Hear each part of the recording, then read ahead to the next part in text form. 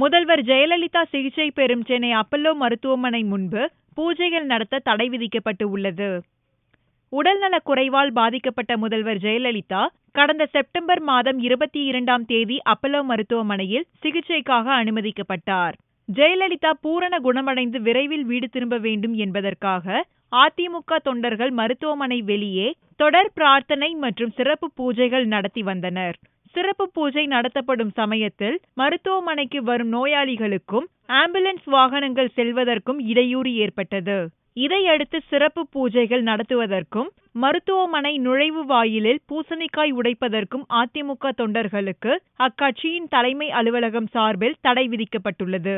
அதிமுகவினர் பூஜை செய்வதற்கு பயன்படுத்தி வந்த இடத்தில் தற்போது ஆம்புலன்ஸ் வாகனம் தயார் நிலையில் நிறுத்தி வைக்கப்பட்டுள்ளது.